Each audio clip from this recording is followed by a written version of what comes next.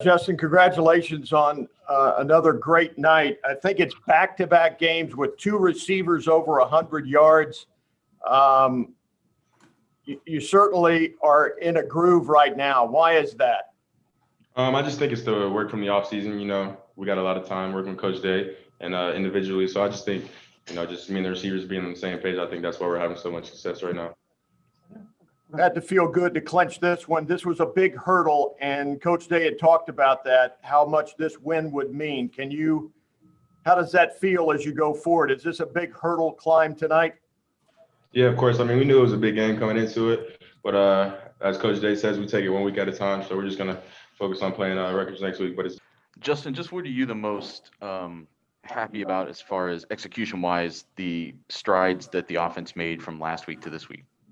I think we did a lot of stuff better, but to be honest, I'm just happy that we won the game. I think we did a lot of things well today, but ultimately, I'm just happy that we won.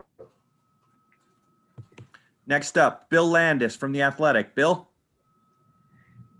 Justin, that drive where you guys kind of put the game away, your last scoring drive, Coach Day called for 2 4th downs to go for it. One of them was a pass on 4th and 1. Just what's it like to be the quarterback of an offense that's kind of going to be aggressive in those moments when you're trying to put the game away?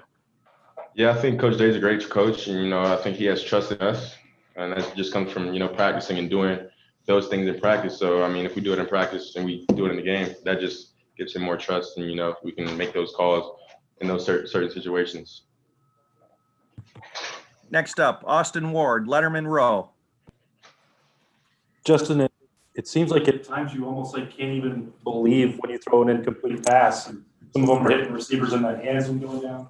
How confident do you feel with your accuracy right now? I feel very confident, just going back to what I said earlier, I think we put in so much work in the offseason. I worked my butt off, just trying to get better in each aspect of the game. So I think it's paying off right now. Next up, Rob Aller, the Columbus Dispatch. Rob? Hey, Justin, sort of Austin's question. Are you surprised when you throw an incompletion? This has been a heck of a 2-game role for you. Is it a groove to where almost like we're in baseball? I'm not, blind to the fact that quarterbacks are going to have incompletions during games. But just when I do have an incompletion, it's important to move on to the next play. And I just try to take, one play at a time and just do my best to execute that one play that we just called. Next up, Dan Hope from 11 Warriors. Dan?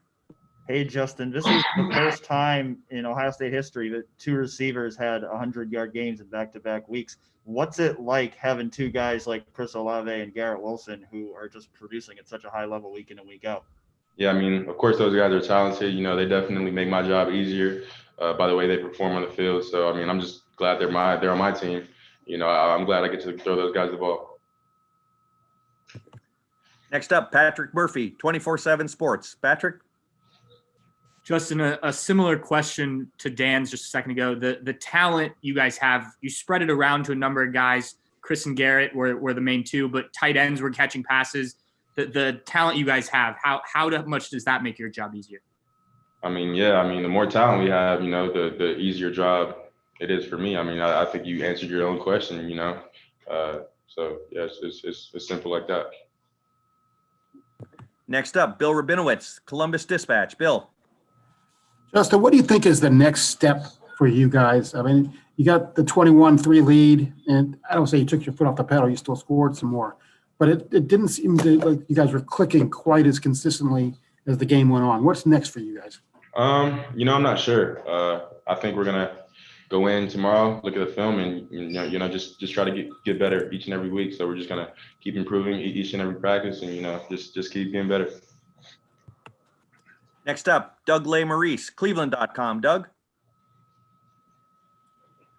Justin, the deep ball you hit to Chris, specifically, how comfortable are you with your deep ball accuracy right now? And what did you do to really work on that and improve that even more than last year? Which one? The first one or the second one? I know, right? It's hard to remember, right? I'll say the second one. That was a little longer, I think. All right. But, yeah, I feel, comfortable throwing those guys the ball. Chris is a very fast guy on the outside, and, I trust him. So, when I throw the ball up and, and he's on one-on-one coverage, it's usually either him or nobody coming down with the ball. So I put my full trust in Chris, and he's a great player and a great receiver. But you've got some touch with that, right?